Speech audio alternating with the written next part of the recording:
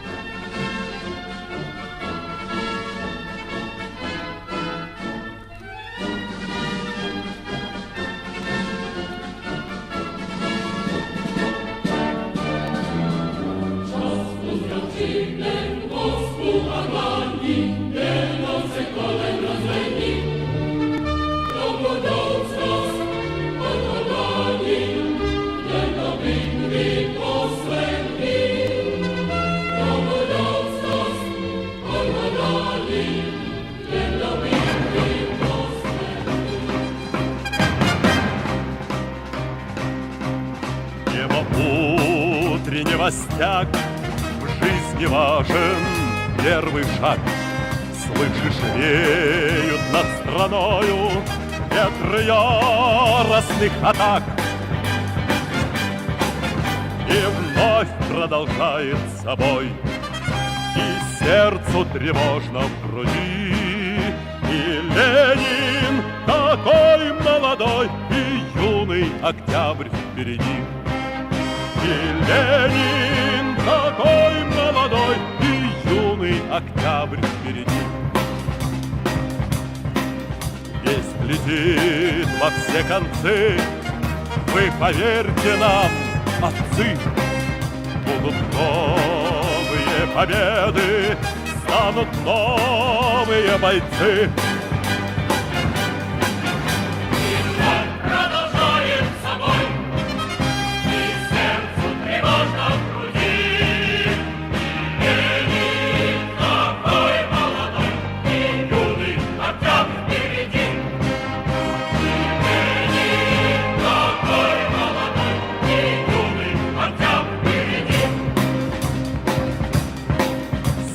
Милости не жди, жизнь для правды не щади. Нам, ребята, в этой жизни только с правдой по пути. И вновь продолжает собой, и сердце тревожно в груди. И Ленин такой молодой, и юный октябрь впереди.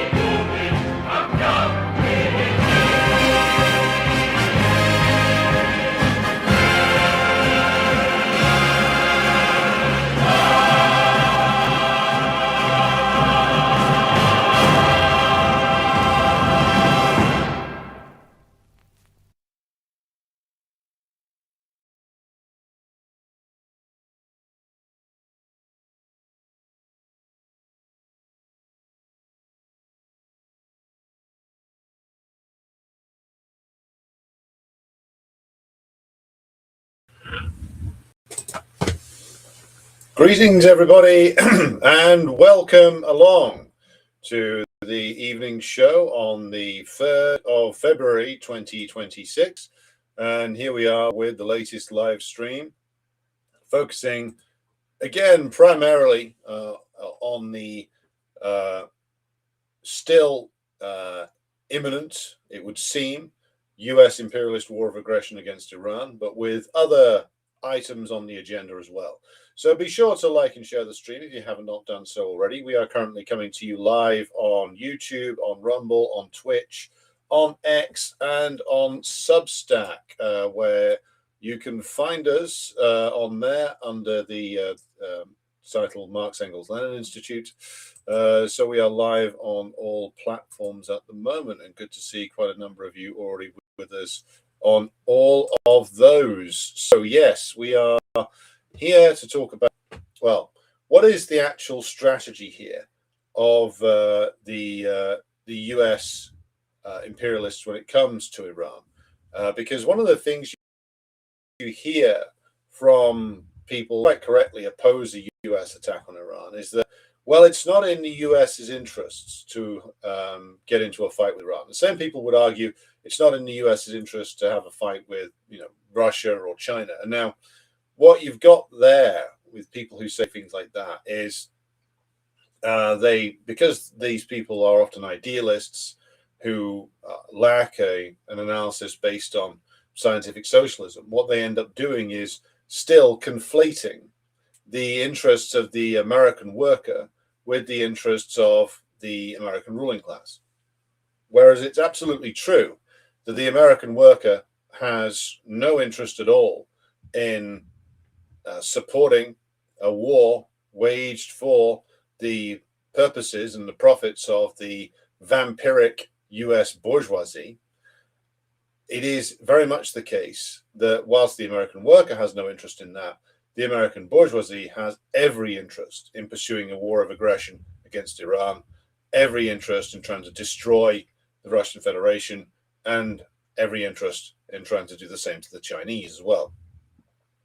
The routine conflation of interests of the interests of the American worker and the American ruling class is a reactionary politics to hold. And it's always important for communists to make the distinction constantly. Yes, the American working class has no interest in the American bourgeois being able to feast upon the dismembered nations that are targeted by the US imperialists. But at the same time, it has to be emphasized that the American ruling class has very good reasons, dictated to them by their own interests, in trying to secure the destruction of the Islamic Republic of Iran, and the same with regard to China and Russia. So we're going to be looking a bit tonight about, well, who's actually behind the drive to war in Iran and why the drive to war absolutely will not stop, even if Trump was to, I don't know, be found dead in the West Wing, having choked on a Big Mac tomorrow. Even if that happened, it wouldn't end. Even if the Trump and Vance were gone and both impeached, and you ended up with, I don't know, American psycho Newsom in the White House, the drive to war against Iran would still continue, because the interests of the US ruling class are permanent, and the political system in the United States, as in any imperialist nation, is built around the needs of the US ruling class. Now, let's take a bit of a zoom out here and look at, well, where things stand since we spoke yesterday, because there's been more hesitation and more seemingly more arguments back and forth inside the American system. Because what's been said now, I mean, according to one unnamed senior US official who spoke to Axios yesterday, who is quoted by the Axios report saying the following, quote, "It's really the Israelis who want to strike. The president is just not there. Trump really does not want to do it." Now, let's be clear. What Trump really doesn't want to do is to get himself involved in a shooting war. That's what he does not want to do. Because even though his brain's decaying and he's not the most intelligent of men, he does realize that a shooting war would be extremely bad for him, politically speaking. And it's something that the US can ill afford to engage in. However, there is also a strong counterbalance to that, which is that the US cannot afford to not engage in it. So the crisis in the US system, which has been present certainly since 2008 in terms of its being fully expressed, but arguably a lot longer, needs a country or countries to be essentially devoured by the imperialist system every few years, especially now, in order to essentially pump more capital back into the United States and revive faith amongst the investor class in the ability of US imperialism to enforce its will around the world. Now, this leads us to a look at the various positions here.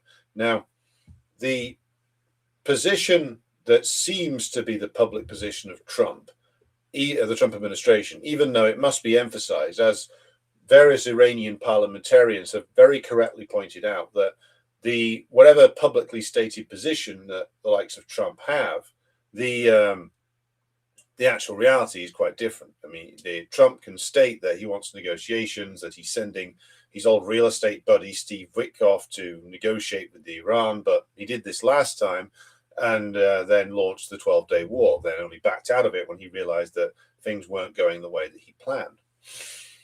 So what the Trump's latest position seems to be is that he wants a nuclear deal, which, as we've said repeatedly, completely flies in the face of everything he said about Operation Midnight Hammer, which was meant to completely destroy, so completely obliterate the Iranian nuclear program. They've got no nukes anymore.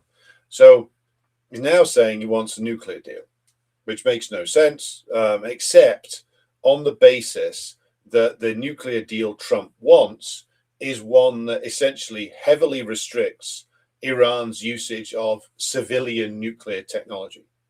That's the deal that Trump actually wants. Well, the forces behind Trump actually want. What they require at the moment is the dismantling of Iran's nuclear program, as in the civilian nuclear program, and also, as we talked about yesterday, the disarming of Iran. Now that's a non-starter, as previously stated, but that seems to be the so-called negotiating position of the Trump administration. Now, what's credited to like Netanyahu and Israel is the more aggressive position. Now, it's often said that the war against Iran is in Netanyahu's interests. Now, it's certainly the case that Netanyahu represents a collection of the most militant and the most bloodthirsty and the most aggressive imperialists inside the United States ruling class. Because here we have to draw a distinction as to like what Israel is and what Israel isn't. Israel and Zionism, well, Zionism itself is a form of fascism. You don't need to examine Israel too closely to work that out by now, but it always has been a form of fascism. It was designed in its original form as a variety of the kind of like ultra reactionary European political thought that was that was like the precursor to the fascist movements of the later 20th century, that had their genesis in Western, Central, and Eastern Europe in the late 19th and early 20th century. Theodor Herzl and people like Jabotinsky all came from that similar milieu that produced people like George Sorel and other early like pre-fascist thinkers, like or people like Charles Maurras from Action Française. So Zionism has always been a form of fascism, or in its earlier stage, a form of like ultra-reactionary conservatism.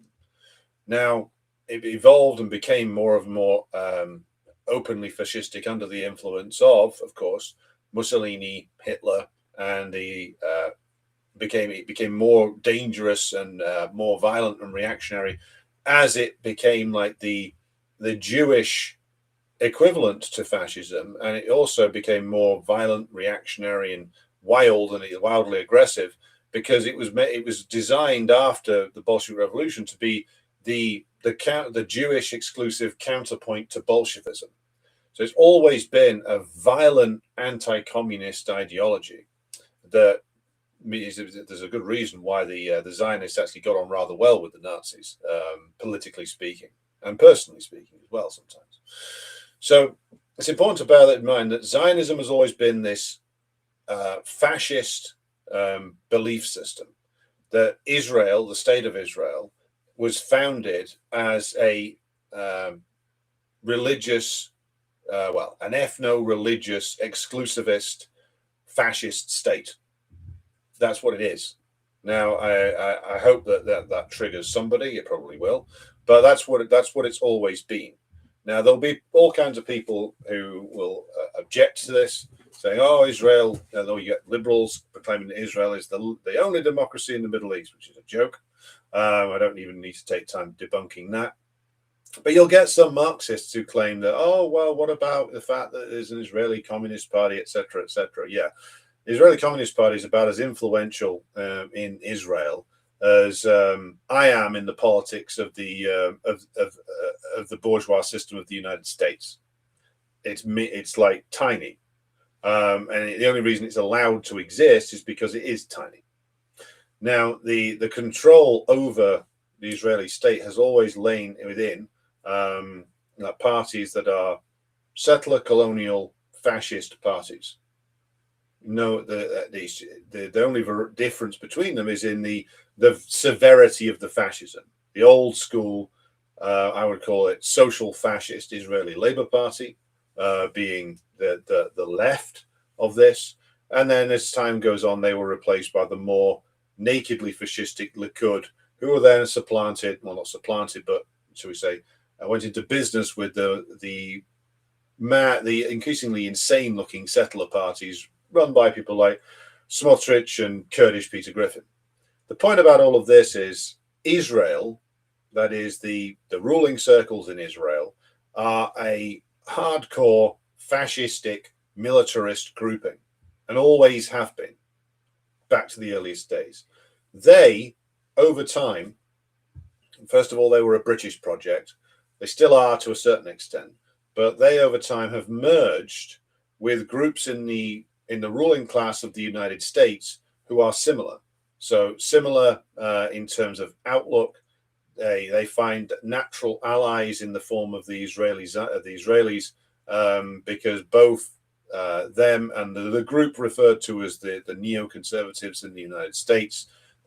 I have problems with that term, but we'll use it as a sort of umbrella term for these people. They are similarly militaristic. They are wildly chauvinistic. They believe in the right, in inverted commas, of the great civilizations of the West to engage in perpetual wars of conquest against those they regard as the backward peoples. And that is why this particular faction of the US ruling class, which is pretty large in terms of it has numerous people within both the ruling class itself, within the state apparatus, within the political parties. They are the civilizational supremacists, which is why they find such natural allies with the Zionists. It's a very obvious partnership. Now, those people are the ones who are pushing the hardest for the full-blown war against Iran, even if that is difficult and near to impossible for the US to achieve. They're desperate for it to happen. The root of their desperation is, of course, the crisis of US imperialism. It requires the destruction of the Islamic Republic of Iran. It requires the removal of Iran as a sovereign and independent nation that is able to defy the US in any way. And what these people want to replace that with is not a unified state under, Clown Prince Pahlavi. It is several much smaller states that are easy to control and dominate.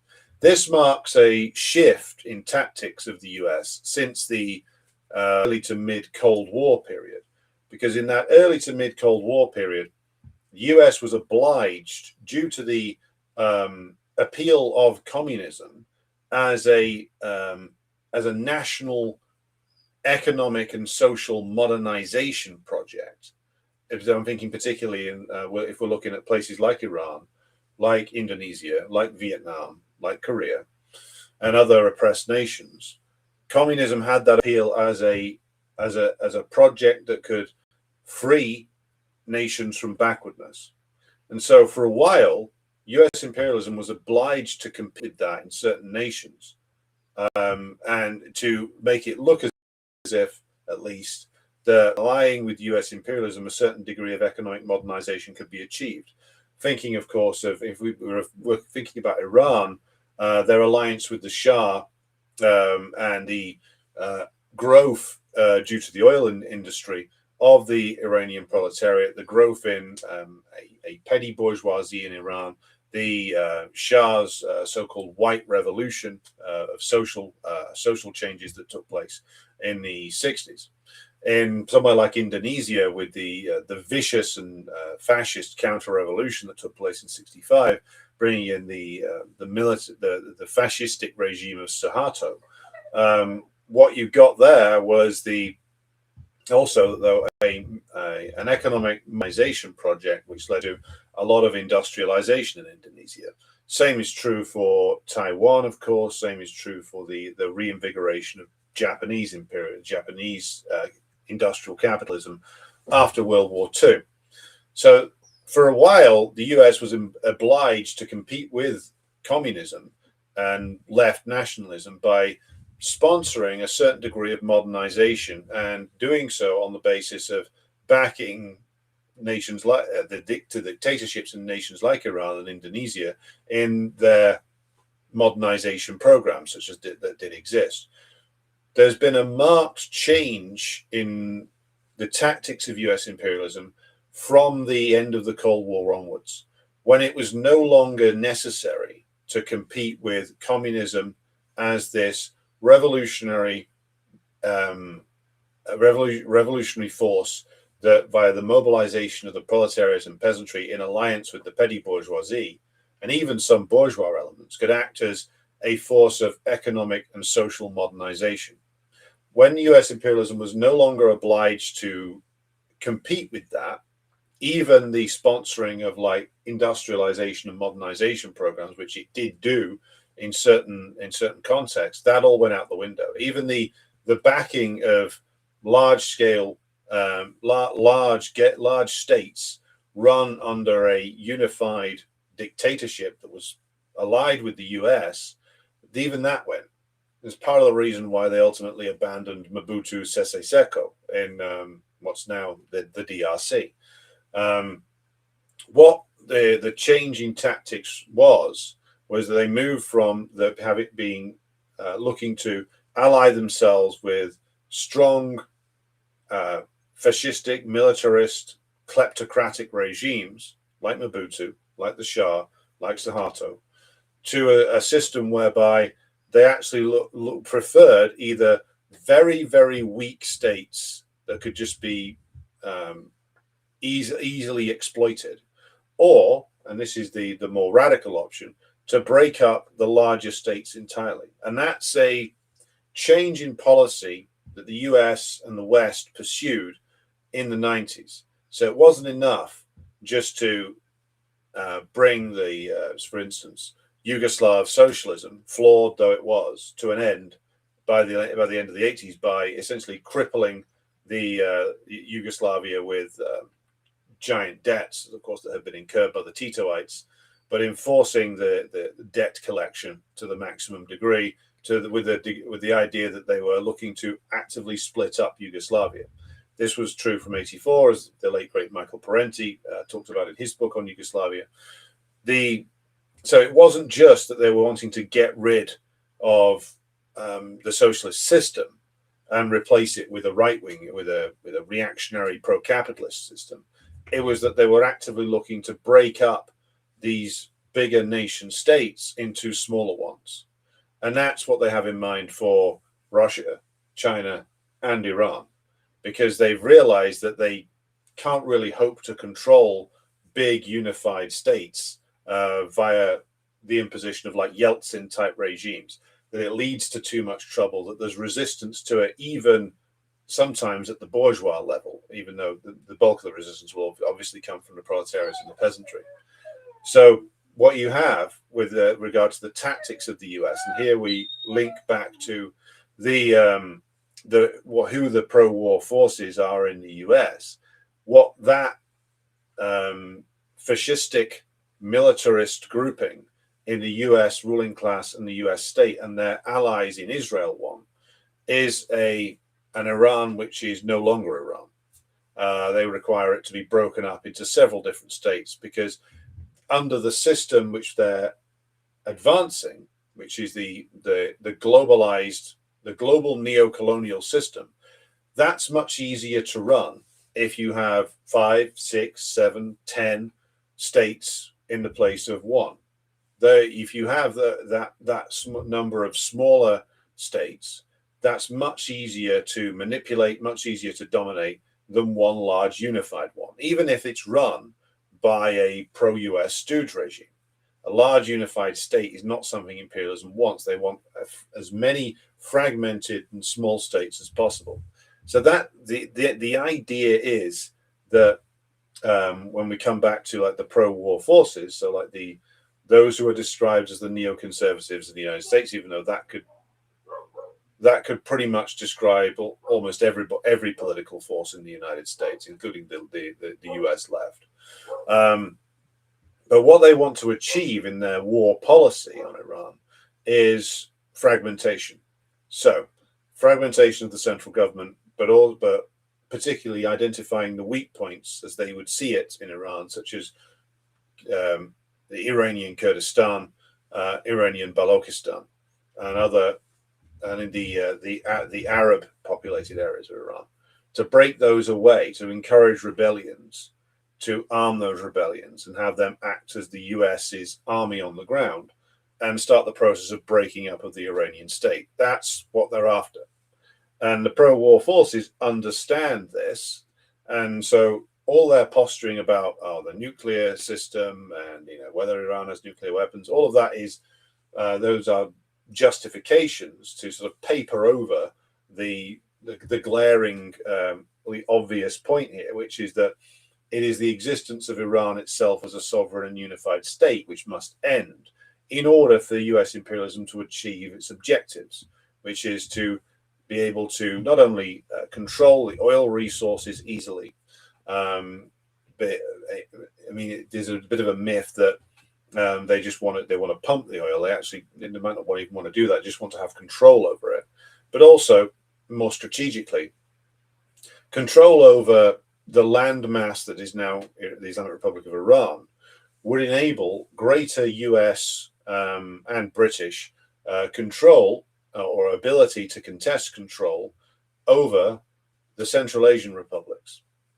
Now, Central Asian republics have been a key battleground for imperialism ever since the collapse of the Soviet Union. As soon as the Soviet Union collapsed, British imperialism led the way in trying to establish very comprehensive relations with, for instance, Azerbaijan. That was one of Margaret Thatcher's big achievements after she left office. She led the delegation to negotiate a deal with Aliyev Sr., the old gangster that ran Azerbaijan before his wretched son did. And you got the activities of the British ruling class in places like Kazakhstan, looking to get oil deals for themselves and other bargains on natural resources that are extracted there. You also got a lot of British interest in Uzbekistan, which is, of course, where Craig Murray was ambassador for a while. And the Central Asian states, of course, maintain very close relationships with Russia, which, of course, the British aren't fans of. And if they were able to gain a firm control over Iran, then it would enable much greater penetration of British and American capital into the whole region. Also, to contest the projects that the Russians and the Chinese are building in the Central Asian states, particularly like the Belt and Road Initiative, etc., and to damage organizations like the Shanghai Cooperation Organization. So to go back to the point about, well, whose interest does this war operate? This is a war that's in the interests of the entire American ruling class, because it's not just about destroying Iran and controlling its territory. It's about getting an angle to work on in a crucial area of the world.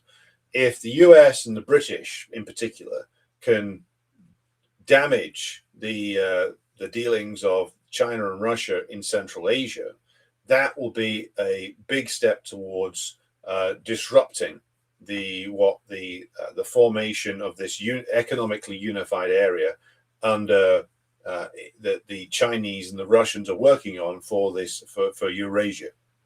The removal of the Islamic Republic and its replacement with several different regimes and the breaking up of Iran, that is absolutely crucial if the US and the British imperialists are to stop the development of the Eurasian region integrated under the various different projects that the Chinese and the Russians are pushing. So that's the contest here, and that's a big part of the reason why the aggression against Iran absolutely will not stop. Even if Trump, realizing that he's got no cards to play, does some sort of ducks out of the current round of aggression and declares, bombs something random in a desert somewhere and declares victory and runs off, this will return in 6 months, 12 months, because as long as Iran exists as a independent state that has the ability to say no to the US, that continues to have an alliance with pro-sovereignist forces in Lebanon in the form of Hezbollah, and Yemen in the form of Ansar Allah, and the Iraqi resistance forces as well. As long as all that continues, then US imperialism cannot allow Iran to remain. And as I've just gone through, the requirements of the US to break up and the extension of Chinese and Russian economic influence into Central Asia, particularly Chinese economic influence, that need remains. And so there will be no let up on the hostility against Iran. It is just simply too important for them on several different levels. It is too important for them to actually call this off and make a deal, as Trump would say. So the only thing, what's holding them up at the moment is that the Iranians have correctly called Trump's bluff and basically said, well, if you attack us, we will unleash a response that goes all the way across the region, severely damages the US military installations, and will inevitably lead to an escalation of the oil price. That's enough at the moment to put off Trump and to a certain degree. But again, like this is like there are forces here which go beyond the ability, certainly the ability of a clown like Trump to control them. This is about the future survival of US imperialism as a globally dominant force. And that comes back to the need they have to destroy things like the Belt and Road Initiative, to destroy ultimately things like Shanghai Cooperation Organization. That's the game here. It's not just about Iran, it's a much bigger shall we say chessboard, to use an old phrase, that's being played on here. And so when people say, well, it's not in US interest to attack Iran, it is in the vampiric pedophile capitalist class of the United States. It is in their interests to attack and destroy Iran. Absolutely no doubt about that. And that needs to be emphasized in the messaging that communists put out, both in terms of being anti any war against Iran, but also in pointing this out to American workers. It's like the people who want to go to war and to destroy the Islamic Republic of Iran are the same people who will use whatever capital they gain from such destruction to solidify their own position in the United States and to increase the repression and the exploitation of the American worker. That's what needs to be emphasized, because we need to go back to what the great Stalin said in Foundations of Leninism, which is, it is our job to point out to the workers in the West that our natural alliance is with the forces in places like Iran who are resisting the ruling class of our own nations. The weakening of the ruling class of our own nations is in our interests, and therefore it is objectively speaking in our interests to ally with those forces in the oppressed nations of the world who are combating them. And that's something, of course, that your average social democrat and Western Marxist won't want anything to do with in a million years. But that is the proper Marxist-Leninist position. So I expect that the dance here between the Americans and the Iranians will continue for a little while longer. But unless either the Americans get the Iranian government to capitulate on something big, such as uranium enrichment or their ballistic missile program, neither of which I think will be conceded to, because there is a very strong mood inside Iran and inside the Iranian political system against doing so.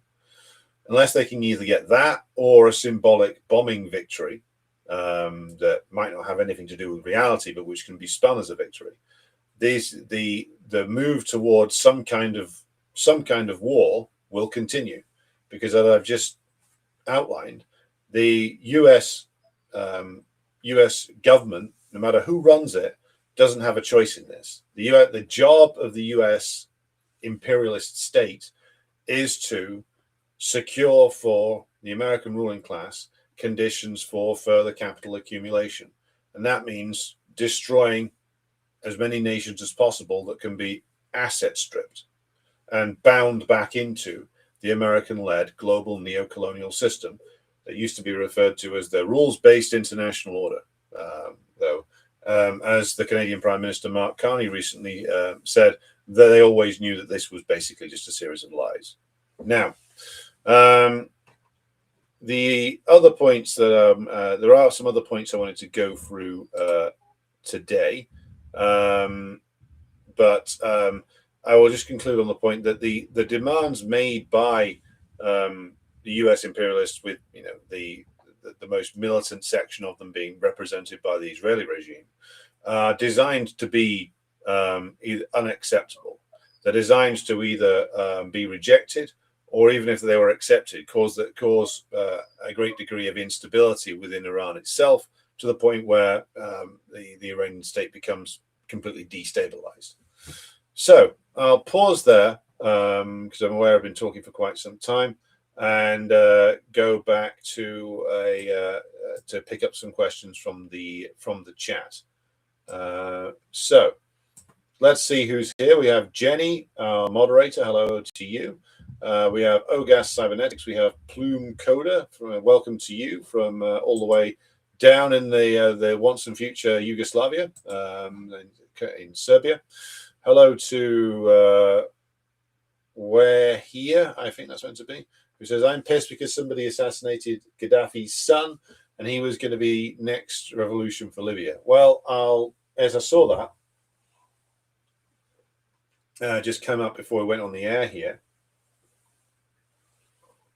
he was the guy, this is Saif al-Gaddafi, who was a big favorite in certain imperialist intellectual circles in Britain over a decade ago, because he was studying at the London School of Economics, and actually was the big modernizer, so-called, in the Gaddafi family. Now, that didn't do him a lot of good in the end, it seemed. And he certainly came to regret his role in that.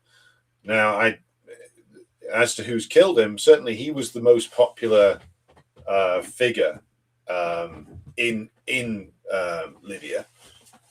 and could have conceivably put together a coalition that could have reunited the country.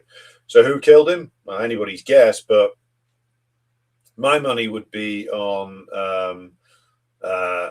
probably French imperialism is the prime suspects. Could also be the US, could also be the British, could be all three of them. But I would say that the French imperialists have a very strong interest in Libya. They were the ones who were the most militantly in favor of the war on Libya. They were the most strongly pushing for the attack on Libya to be carried out by the US. That was under Sarkozy.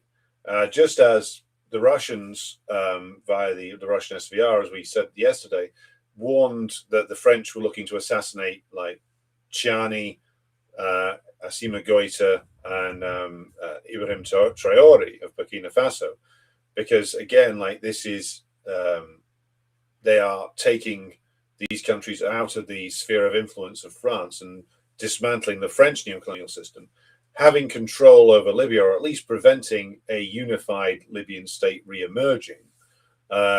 Again, that's something that's very much in the interests of the French. There's all kinds of other players involved in Libya, and I should probably go and do a proper examination of that at some point. But yes, take your pick as to who might be the lead suspects there. Hello to Whale Bath 79, good name. Hello to Nemo Yederman in North Wales. Hello to G4RG from Ireland. Hello to Paul, also from North Wales. Hello to Plato's Beard. Hello to Sophia. Hello to Izzy Crocus from West Wales. Got a strong Welsh contingent in tonight.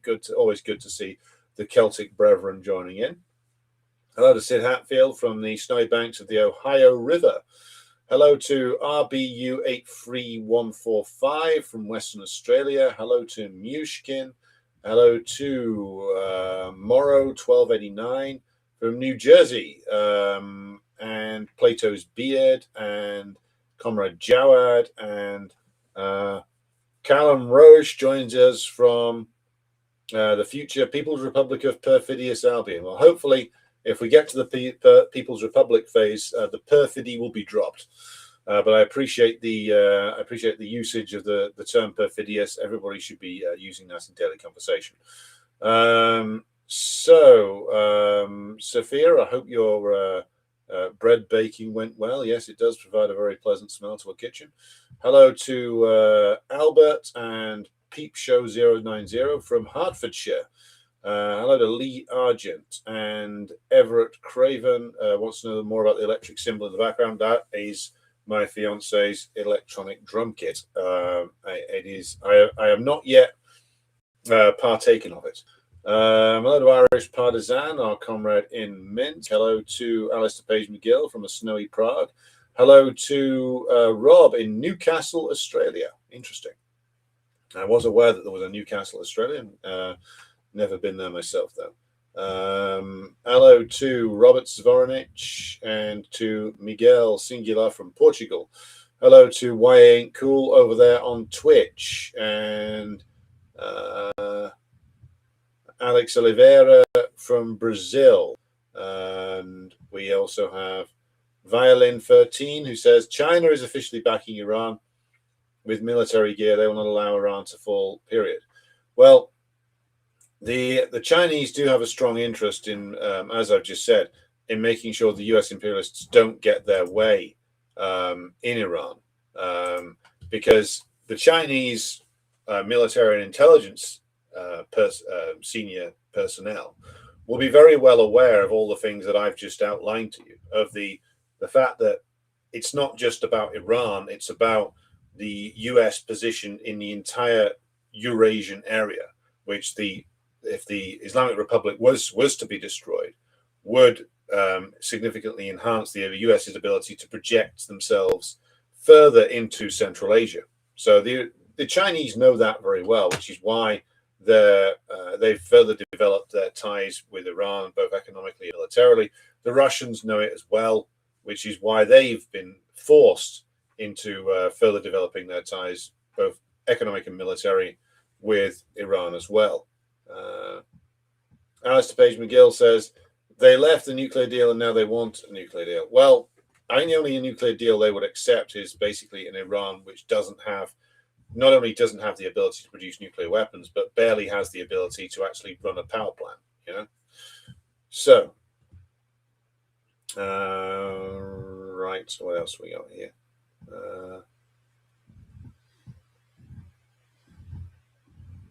Okay.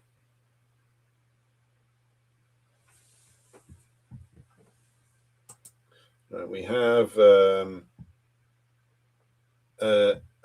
Zionist troll in the chat, so I am just surgically removing. There we go. Surgically remove the Zionist. There you go. Never good to let any kind of fascist rampage loose in any kind of chat. Right, what else we got here?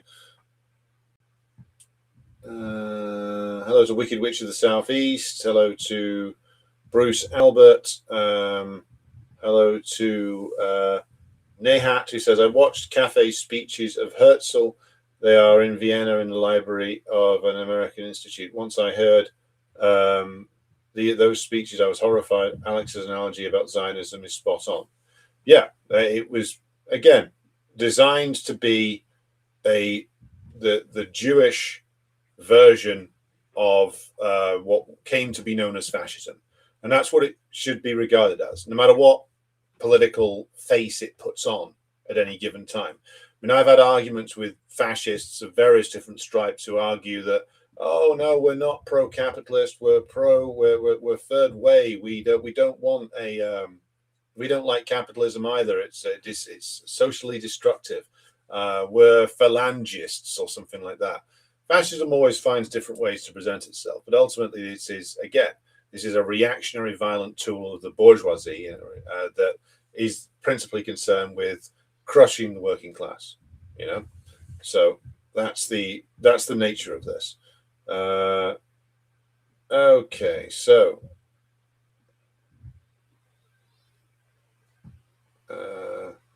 I've just got the vocal talents of my own daughter in my ears from downstairs. She's making her opinions known about something. Paul says the British induced the Persian governor of Afghanistan to break away from Persia in the 19th century. Yeah, this isn't a new game, as the comrade in the chat correctly points out.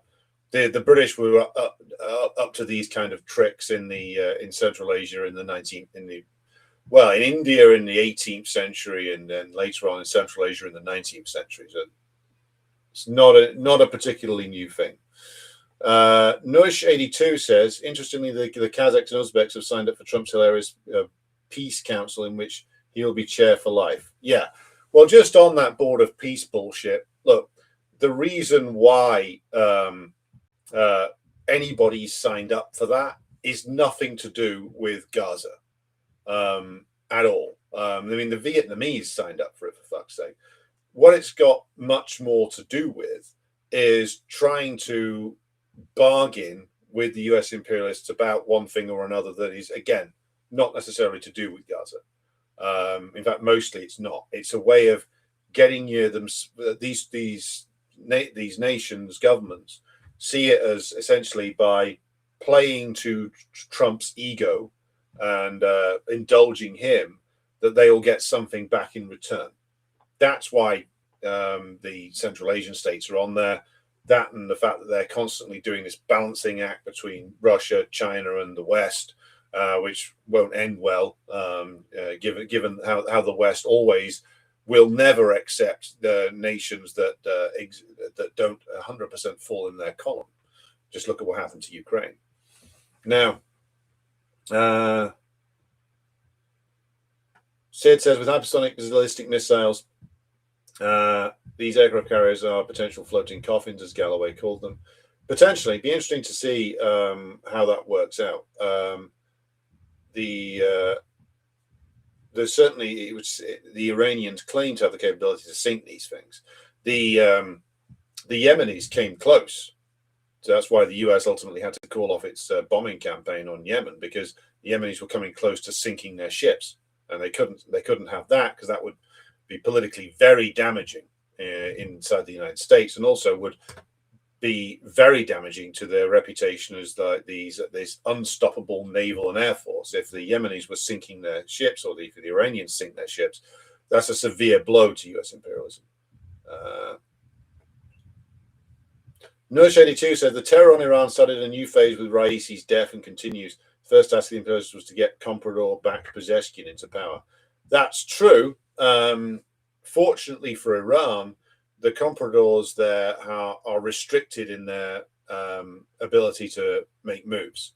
So even Pezeshkian is obliged by the strength of feeling of the Iranian masses to say that any attack on Iran will be met with a unified and fierce response, because if the government was just pure comprador and surrendered, there would be a response from the Iranian masses, I'm certain.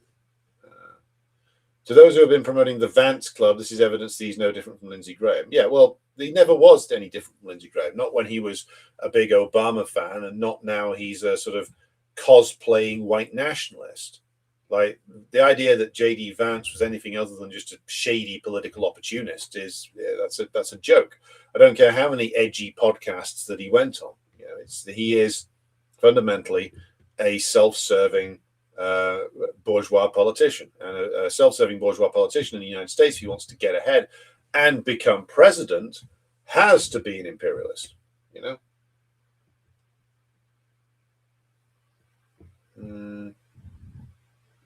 Right. Who else we got here? Moonlit Swamp says in earlier times Persia was from Mediterranean to India. I think we're talking a while ago, but yes, you are correct. Edward says, does revisionism have a material base to exist in socialist countries outside of the West if the West goes communist? It's an interesting question. Let's just pose a hypothetical here. If the West had been successfully overthrown in the late 60s and early 70s, then the revisionism in the Soviet Union would have been severely weakened. Revisionism in the Soviet Union was sort of, for a long time, codependent and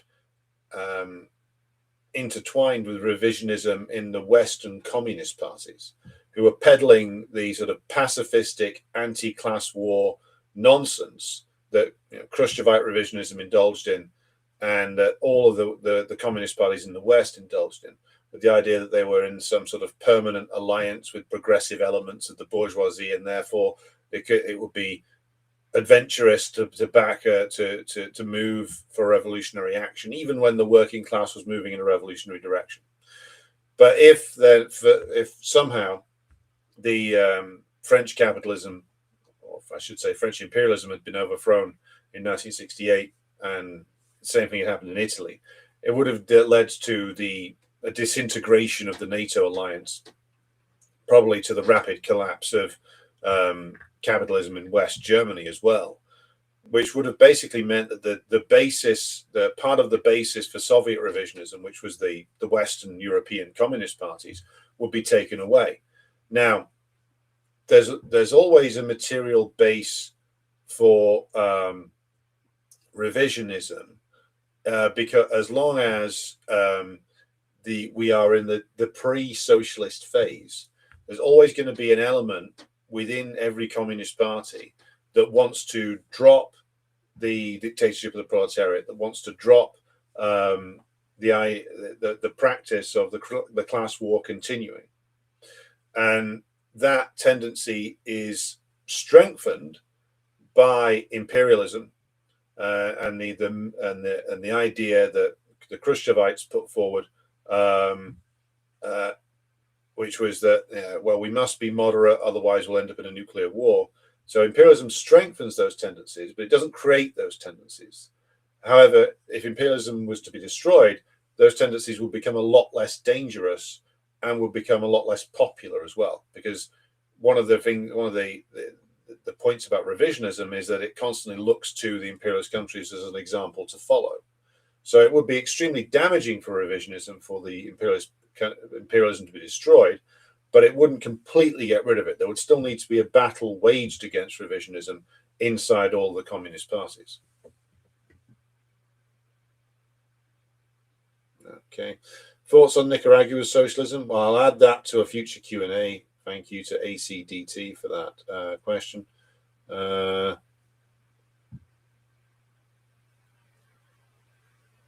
If the USSR existed, says Edward, Afghanistan would be an advanced industrial state that could project revolutionary tendencies to Iran, Pakistan, and even India.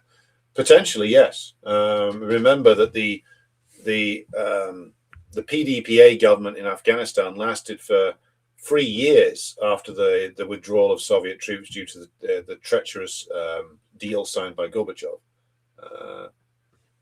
Jay Galt says, try-hard fanboys pretending Vance is interesting or libs desperately coping about Chomsky. Not sure which is worse. Yeah, the desperate coping of the libs about Chomsky is hilarious to behold. And also, like, I need to make the point about Chomsky, which is that, like, anybody who's a Marxist-Leninist would have had no truck with Chomsky anyway, regardless of the fact that he was apparently best friends with Epstein. But as Sopo Japaridze pointed out on Twitter today, the point about Epstein's network was that it was rooted in anti-communism. So that's why, in my view, a Steve Bannon and a Noam Chomsky can sit in the same room together. What's their unified position? Their unified position is that they and their host, Jeffrey Epstein, are all part of the anti-communist crusade. Always have been. Chomsky was part of the anti-communist crusade in the 60s and the 70s and the 80s. Yes, I know he said critical things about US foreign policy, but he was a very hardcore anti-Marxist, anti-Leninist, anti-communist. He was anti all forms of actually existing socialism and was a propagandist for the US-led system. Periodically, he would make noises about being an anarchist, but basically, he is a reactionary who is heavily invested in the supremacy, as he sees it, of the US-led system. And that's the reason why he was quite at home with the Epstein network, because it's a network of anti-communists. That's the thing that brings them together. And anti-communism, first of all, is basically a form of, it's basically just an umbrella term for fascism. And within that, all kinds of people get on very well together, from Trotskyites to open blood and soil fascists, because the thing that unites them together is their anti-communism. And that's how Epstein's network should properly be viewed. Edward says, I listened to a discussion today on the fall of the USSR, and it hammered home just how little resistance Gorbachev had to his counter-revolution. Yeah, that's very true. Unfortunately, the damage had been done a long time before Gorbachev came along, and the damage was done by the fact that there was no leadership within the Soviet party that was capable of seriously opposing him. That's the big problem. Even those like Ligachev, who were opposed to the destruction of the USSR, had no concept as to how to oppose him. Even those who wanted to end the reform process, who saw the damage it was doing, didn't have the faintest idea really as to how properly to oppose Gorbachev. Now, in comparison to that, the pro-capitalists, personified by like the Yeltsin clique, were small, but they were unified. They had a clear agenda. They had foreign backers. They knew what they wanted, and they ruthlessly pursued it. Their opponents were disorganized. They didn't know how to conduct the struggle within the CPSU or outside of it. They were terrified or unable to mobilize the working class in a serious way, because many of these people were scared bureaucrats who were afraid of working class mobilization. But it would have taken the mobilization of the working class on a mass basis, on a revolutionary basis, to stop the Gorbachev clique and to make sure that they were disposed of, i.e., arrested and put on trial for treason. It would have taken that. It would have taken like a cultural revolution type event.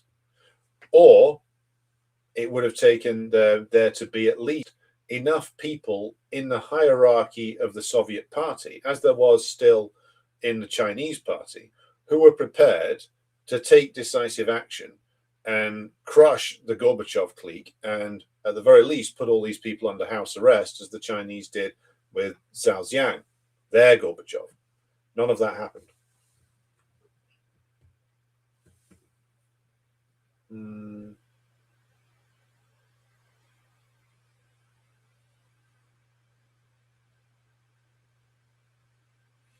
Edward says, basically, Ligachev held a press conference and called Gorbachev counter-revolutionary after Nina Andreeva's letter, which was 100% correct, and that was it. Yeah, Ligachev was no leader, certainly that. Nash 82 says, I got hold of Lauriston's speech to the USSR Supreme Soviet when Estonia joined USSR. Were similar speeches made by Latvian and Lithuanian communist leaders very hard to find. Interesting, something to look up. Okay. A Dingo Ate Me Baby over on Rumble says, Chumpsky OG Limited Hangout. Very true.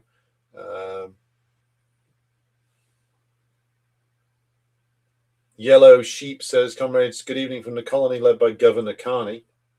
Hello to our Canadian comrades out there. Dingo and Baby says, I bet Chumpsky was really into Epstein's eugenicist and cloning and consciousness transfer funding and research as he was nearing the end of his mortal coil. Maybe. The point I would make about another additional point about Epstein is that, of course, he was into all kinds of like heinous shit, like transhumanism, gender ideology, and stuff like that. In fact, there's emails where he's going into like his endorsement of gender ideology and and mixing it with these ideas of transhumanism about how to design an ideal human. I mean, this is like hardcore fascist shit that Epstein was into. If Epstein had been around like in the 40s, he'd have been one of those who were enthusiastic about the experiments of Dr. Mengele. That's the kind of guy he was. So again, what on earth was it that Noam Chomsky found so fascinating about Epstein? Answers, please, in the postcard. Maybe someone can ask Aaron Mate when now he's going around crying about the great Noam, you know? Edward asks, Alexander, do you believe you'll see the day of a socialist Scotland within your lifetime? Or do you see your life's work as passing down the ML torch? Well, anything can happen. I would say that life is full of interesting possibilities. But at this stage, I see my work as the latter, which is that perhaps our generation's job is to continue to rebuild Marxism-Leninism, particularly in the Western nations, and to make sure it's practiced in a proper fashion. But I have revolutionary optimism still. Things in the West will fall apart quite quickly, and it's our job to make sure that we have at least the basics of organizations in place that can begin to propagandize effectively within the working class when the crash comes.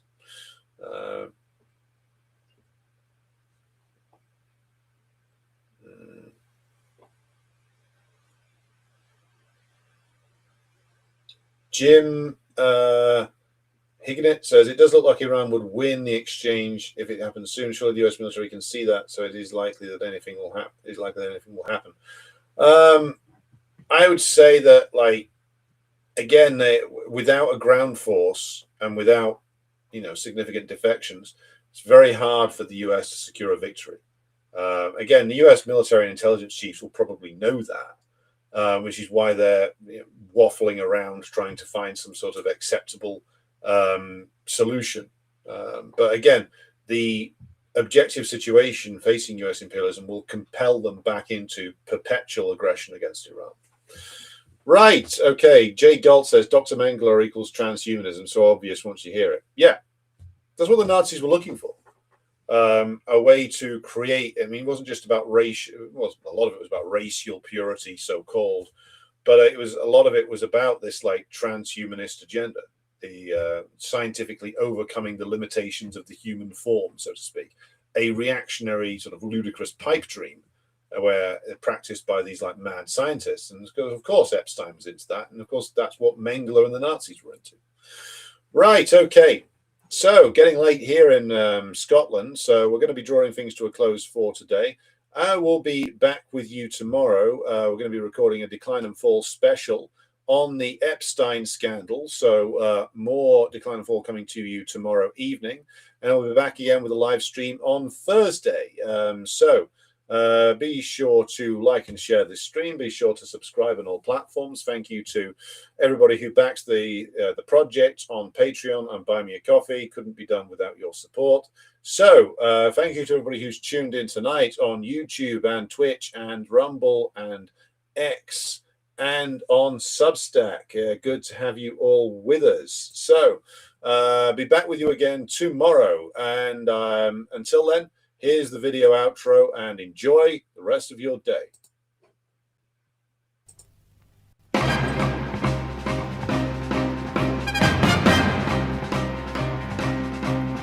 Небо утреннего стяг, в жизни важен первый шаг.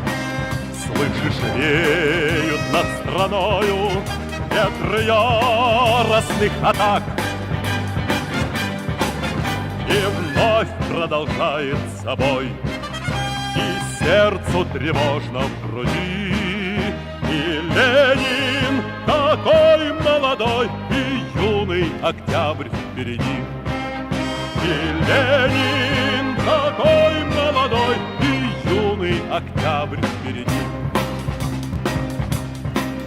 Весть летит во все концы, вы поверьте нам, отцы, будут новые победы, станут новые бойцы. И он продолжает собой, и сердцу тревожно в груди. И Ленин такой молодой, и юный октябрь впереди. И Ленин такой молодой, и юный октябрь впереди. С неба милости не жди, жизнь для правды не щади. Нам, ребята, в этой жизни только с правдой по пути. И